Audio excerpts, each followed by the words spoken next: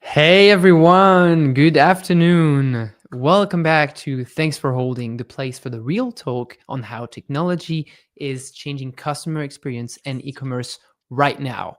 My name is Hugo. I'm founding engineer at 14AI, and I have the pleasure to host this episode alongside Mari, CEO at 14AI. Hello, Mari. Hello, everyone. Hello, Ryan. Hey. Hi. So today's session is about scaling content to millions of views consistently. So we're joined with Ryann Carr, former MrBeast team member and founder of Rise Wave Media. Ryan has helped creators and brands scale across YouTube, TikTok, and Instagram organically, building systems that generate 10 to 100 millions of views pipelines without relying on heavy ad spends. In this live, we'll break down the exact playbooks behind the viral hooks, the retention, the creative testing, and operational frameworks needed to scale content like a machine.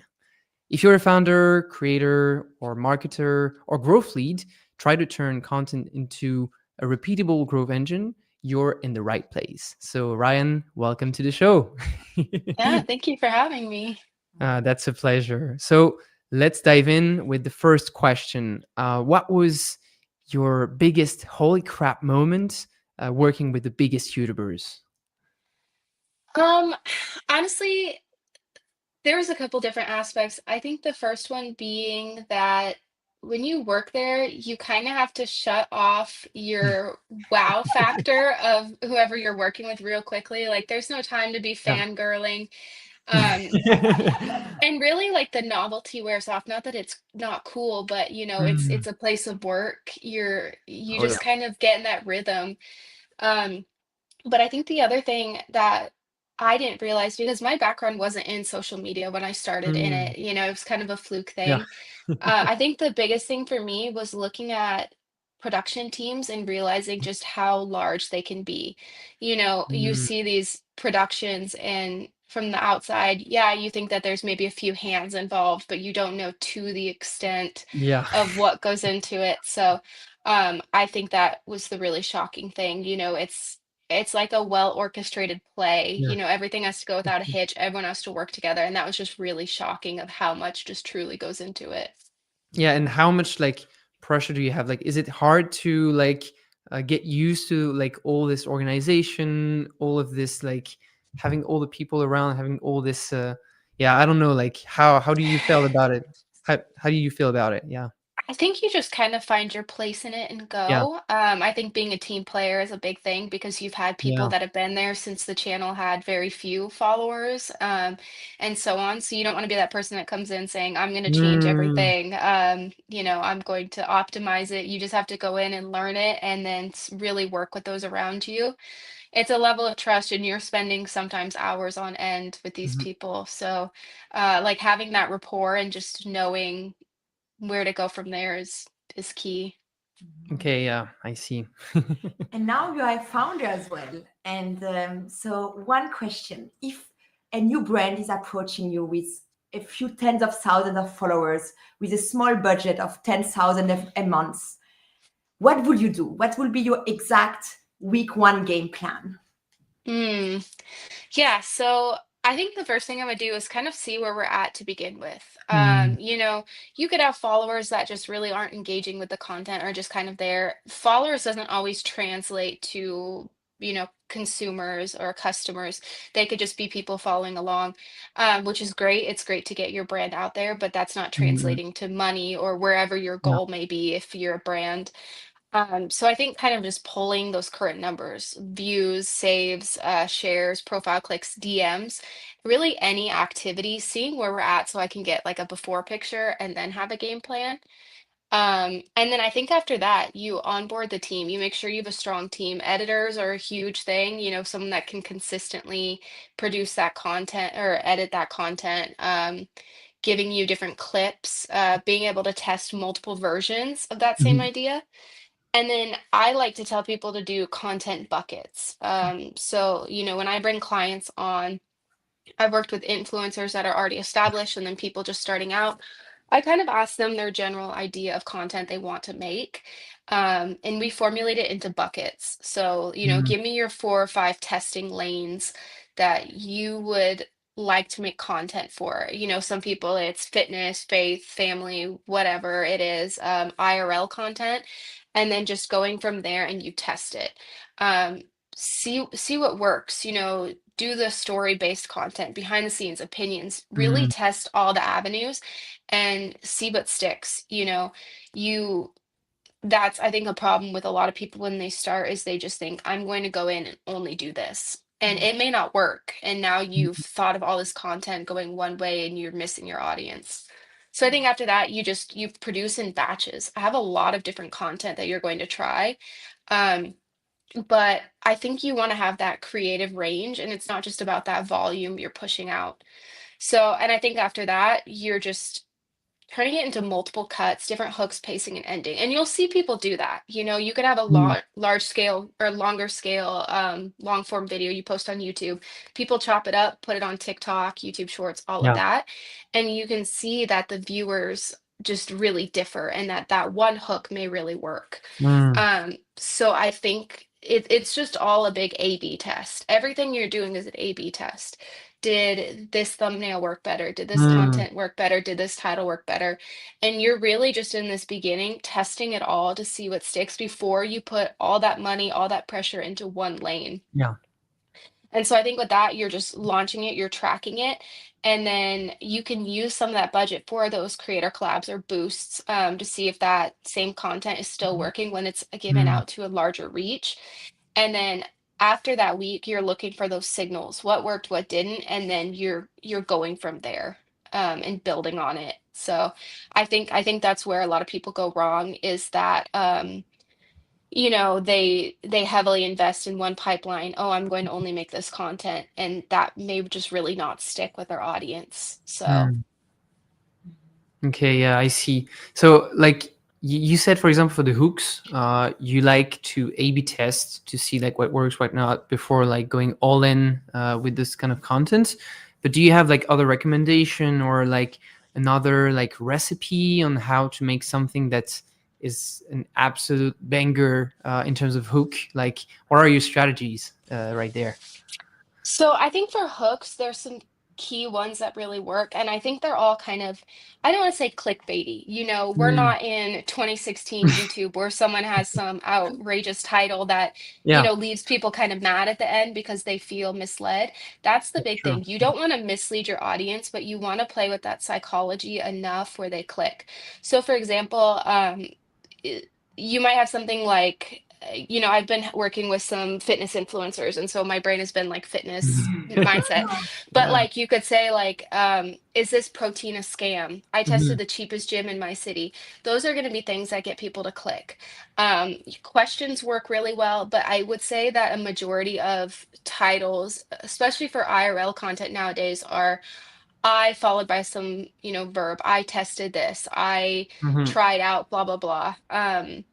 And there's usually a lot of caps in there. It's something that's just loud enough to get the attention, but Mhm. also you don't feel misled by it.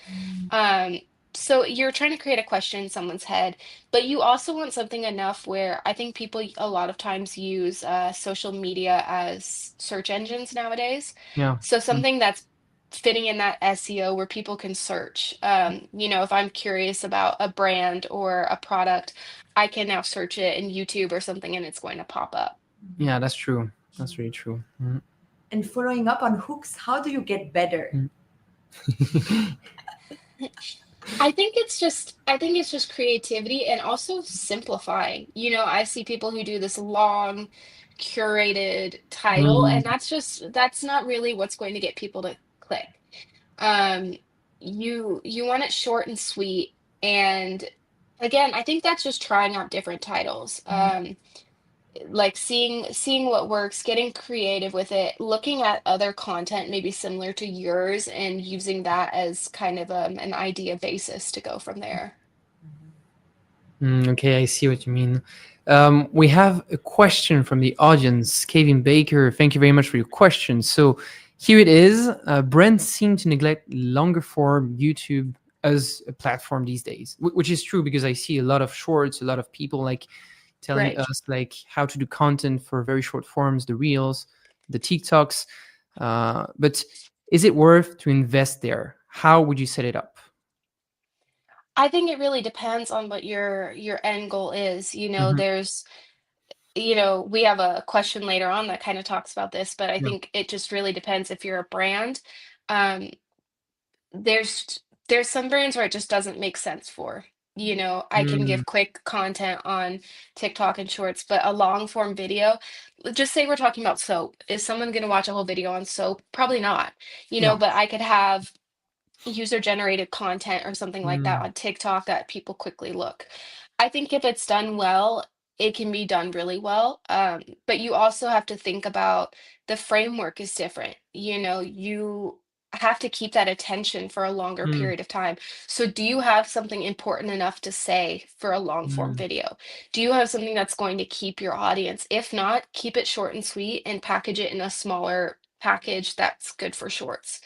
So, I mean, I've seen it work really well. You see people who vlog their day to day or do mm, influencers who are doing these challenges or whatever.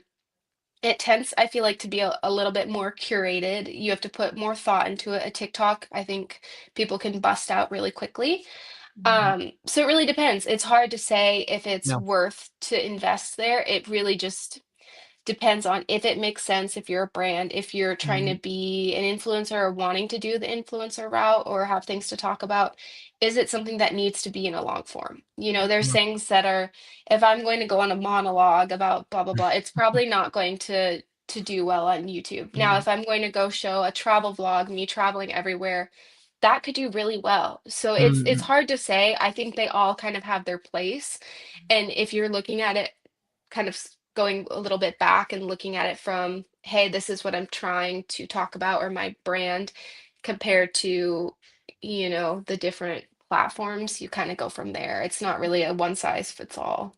yeah, I see. And like a bit similar to what Michael is asking in the chat, I'm wondering from what you say, like, is it really recommended for companies to be on YouTube these days? And especially like for this long form content, have you seen like, for example, a brand that really stood out, like that has a good content that puts the product at the center of attention without being too salesy, but at the same time, like not being all the way up to the Yeah. influencer side, you know?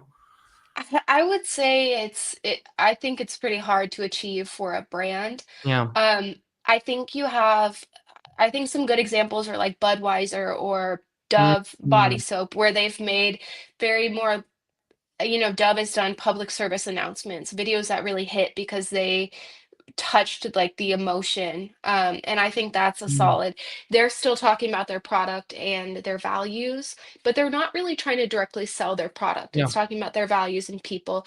Budweiser, we know those commercials of the Clydesdale and the horses or the dogs and all of that. Mhm. Super Bowl commercials. I think Yeah. those have a place on YouTube. Are they going to be making regular content on there? Maybe not, Mm, but those are again more very curated. They've been on a different avenue, they've been on TV, or they're some sort of public service announcement. But I think if you're just a brand, I I don't there's not really a good way for you to talk about the product without just seeming preachy and just, hey, mm. here's my product. So I think it could be valuable to set up, I've worked with brands that have a YouTube and they will kind of cross post onto YouTube Mm, Shorts. And then if they do have a more curated post, they will put it up as a long form. Now, mhm, is their goal to constantly be making long form YouTube? No, but it's still there because they're utilizing that short mm, side of things. And now just say they had their product at some event, they got great footage or whatever, they can upload it. But I wouldn't say that should be their priority because again, most of YouTube, the money comes from ads, that sort of thing, yeah. viewer retention. I can't really see a brand that's going to keep that viewer retention or Mm. have good ad, promotion. So, Yeah, I see what you mean. Mm. And if you had 5 people, how would you structure a creative team? mm, definitely a creative lead. Mhm. I think that's a big place where people kind of confuse producer and creative lead. They'll kind of lump it together when there can be some creative overlap, but I really think that creative lead is that person that's going to own those ideas, tone, and brand direction. They know the brand enough to go, hey, this idea works. This idea Mm, doesn't have any red tape behind it. This idea can, because sometimes we come up with ideas and it sounds great on paper and it would just be yeah. a dumpster fire if we produced it. It would be a PR nightmare. So having that person that knows the brand, owns all of that, comes up with that, and that is their full-time thing. Obviously a producer, that person's doing the heavy lifting. They're scheduling the people, logistics, shoots, making sure content actually ships. They're getting there. That's where I mentioned like it's like an orchestra, making sure everything goes off without a hitch. That all falls on them. Um, and then you have an editor. That person's going to control that pace, structure, and platform formatting. The other thing too is they're going to give you those key highlights. Just say you have a long form video, they're going to chop it up for you, give you those bits and pieces that are going to do well on other platforms. So really, they're that person that's going to make it compelling. I can Mm, have great footage, and in post, if it just doesn't translate, it's just not going to do well. And then I'd say retention and growth. That person's going to focus on my hooks, thumbnails, titles, and analytics. Why are people clicking and why should they stay? And that's their whole thing. That's A/B testing thumbnails. That is um, looking, hey, this content really flopped, but this content did really well. Let's make sure from now on we're kind of, going that mm, direction. And then, I put an on-camera slash brand voice. And I think that kind of depends team by team, but I think it's good to have that person that's, that main person you connect with. You kind of build a parasocial relationship with yeah. that person. And so I think having that key that you see in every video or you hear them in every Mm, video is such a key thing. Mhm. Um, because that's really who the audience is building a relationship with. Mhm. And as a follow-up questions about building your team, how can AI elevate this team from your experience? Um, I mean, there's a couple different ways. I think there's a lot of controversy between AI and media mm, production nowadays because I'm a big fan of AI. I've used mhm, it to help build pipelines for people, get information I need, do processes, but it's iffy, it doesn't it doesn't know the brand. And so, if yeah. you're using it to come up with content ideas, you can miss that human tone. Or, they have the video engines now that can generate Yeah. video clips for you, and they're getting pretty realistic, but they miss that human tone. Mhm. um, so I think it can be helpful, maybe more in the analytics side of Mhm, streamlining things, building processes that pull data for you. But I think for now and the foreseeable future, a lot of the production and film value comes from human touch, not AI. And that comes from yeah. someone again who loves AI. But again, I mean, I've used probably every AI video generation software, and it doesn't feel the Mm, same, you know? So I would say maybe more towards the retention and growth, having it pull data for you, that sort of thing, streamlining processes rather than leaning more towards like the video building side of things. okay. I see. I see. I have one question. So, okay, let's say we don't use AI to bootstrap our content creation, but if you're like a brain creator, a founder, someone that wants to like start its own personal branding, for example, like what is the minimum setup that you recommend? Like, do you need specifically some like microphone? Like, what do you recommend to start and have like at least some decent content? Because Yeah, I think like for me, like quality is also important when I watch a video, but I don't know exactly like how much and how much we should spend on this quality. right. So, I mean, you have to start somewhere. And, Yeah. like it shocks people, me having my own business. I do most of my filming on my phone. I have a 17 Pro Max.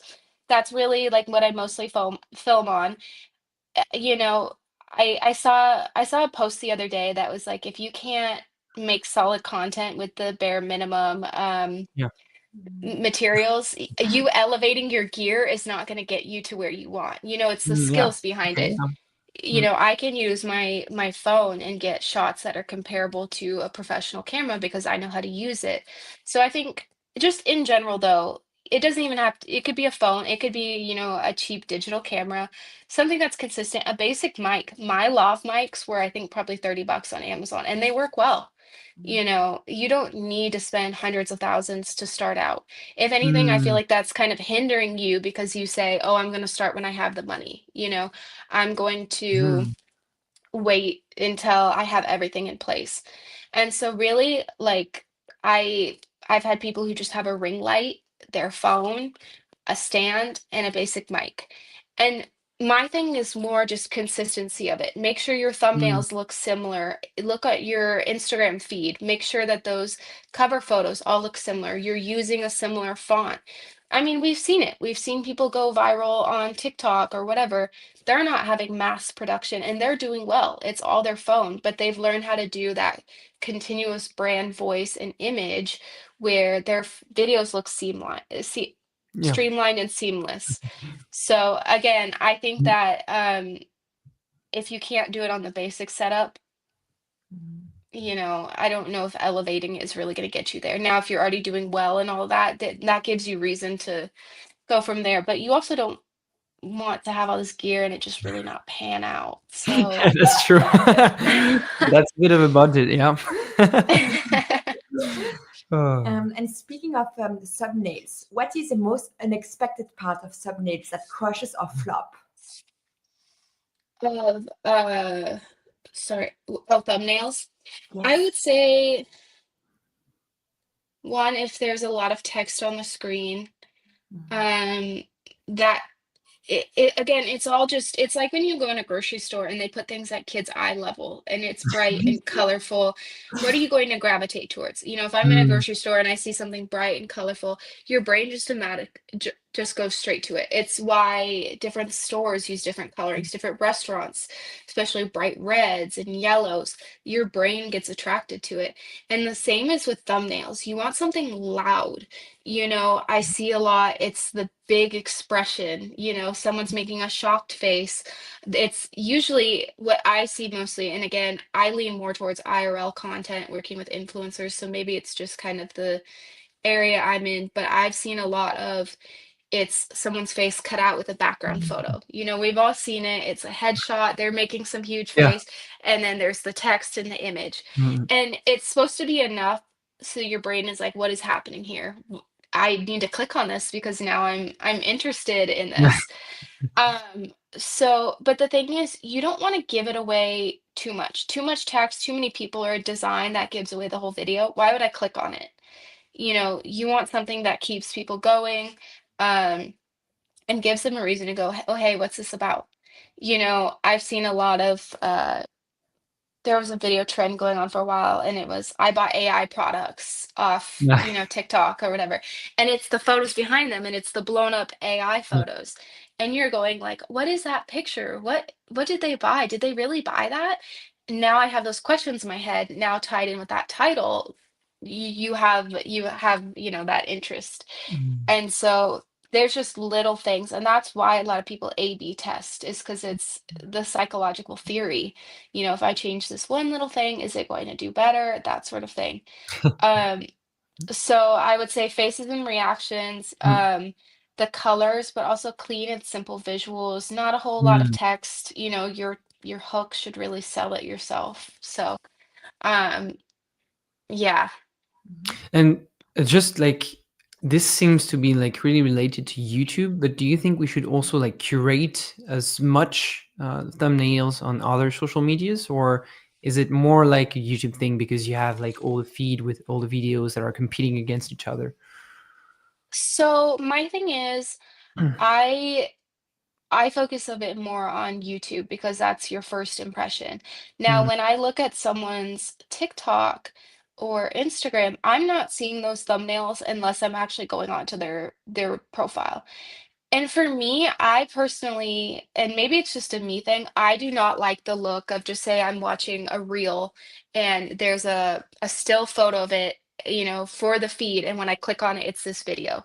I'd much Mm, prefer you capture part of your video with maybe some text on it, getting a clip of that video on your feed because now I know what I'm actually watching. So it varies. YouTube, you're actually building that thumbnail.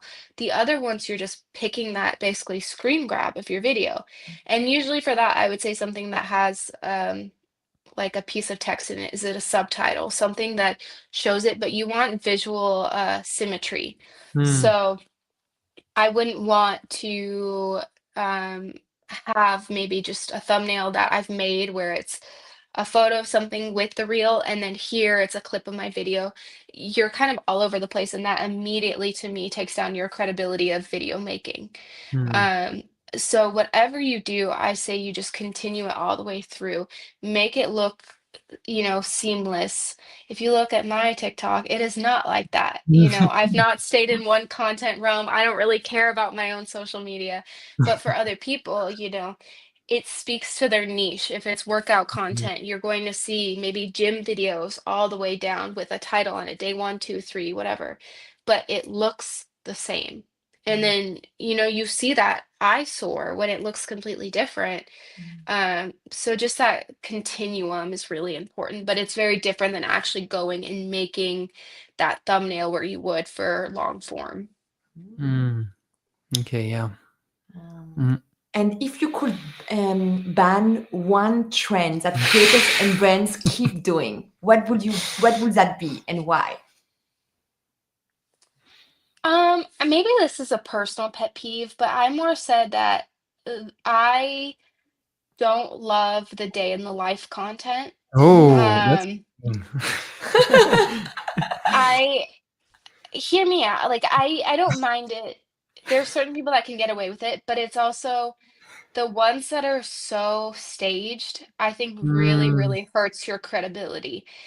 There's no way you woke up with a face full of makeup and you got all five of your kids out of the house perfectly dressed on time. Mm, And there is actually an influencer. I don't know her name and no shade to her, but people have dissected her content because they'll go, well, you said you dropped your kids off at this time and they showed up at this time, but that doesn't match up with this. So there's something you're not telling the truth on. And I think that is the quickest way to diminish your credibility with your mm, audience because you're showing some perfectly curated life. Oh, I got my kids all dressed up in their perfect dresses and their shoes and their hair just to go to preschool. And they perfectly came home and said, I think in this video they would be like, thank you, mommy, or say something all like at the same time. And also, like, you take a step back as an audience and you start thinking, that's a little weird. How many times did you make your child rehearse that? Are you sitting here going, hey, at the count of three, we're going to say this? And so I just don't love it. I've seen people who are actually mm, authentic with it, where it's like time stamped. Oh, I got up at this time. Here, you can see me working. It looks realistic, but when you get that bigger influencer showing, it's kind of a way to show off their wealth or their status, mm, and it's so picture perfect, it really messes with your audience. And but I will say on the other side of things, it does generate conversations, which is, I guess, kind of the point.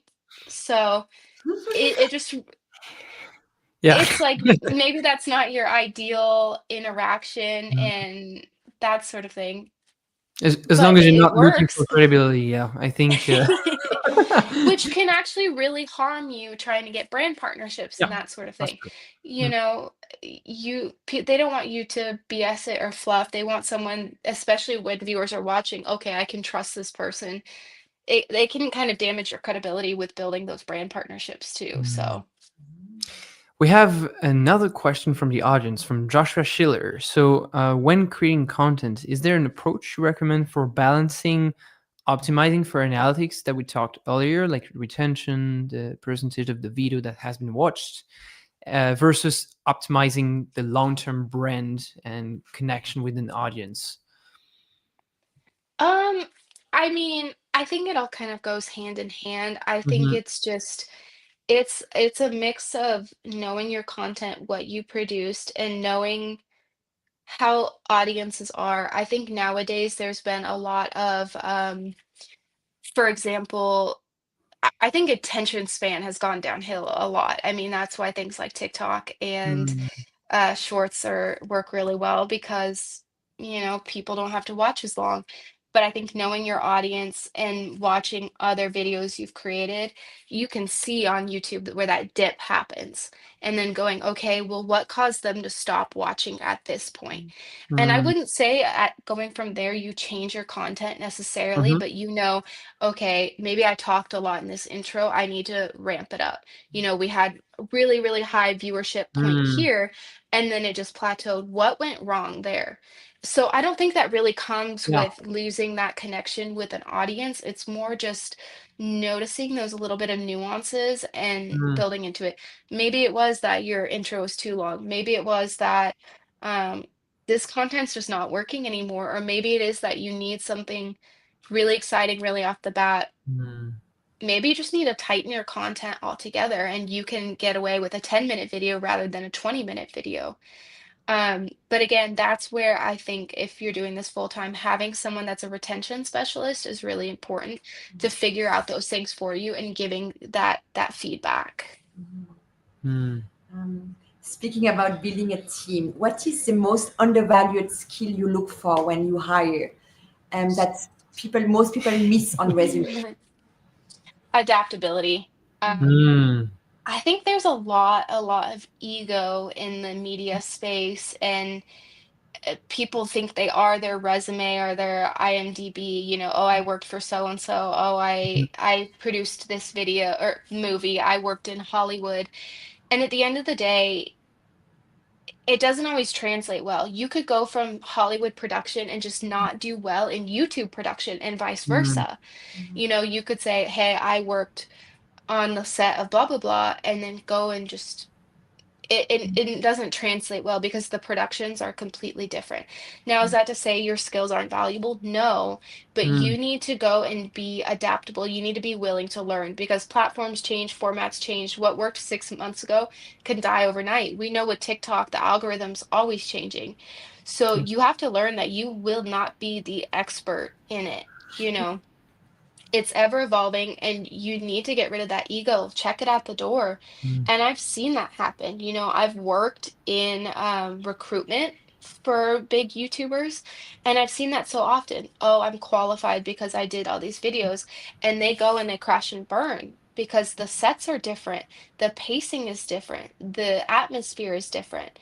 Um, so I think the best thing that people can do is they walk into a new channel or whatever, they study it, learn how it talks, how it jokes, how it moves, and match that energy. Do not go in saying, I'm going to make this better.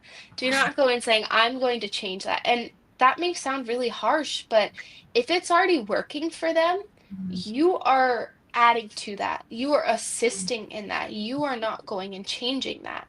It might be different for someone just starting out, but you really need to be humble and learn mm, because it's even different with channel by channel. I could go to someone with a completely female audience or, a female voice and then go do an IRL challenges content, and it's going to be so different.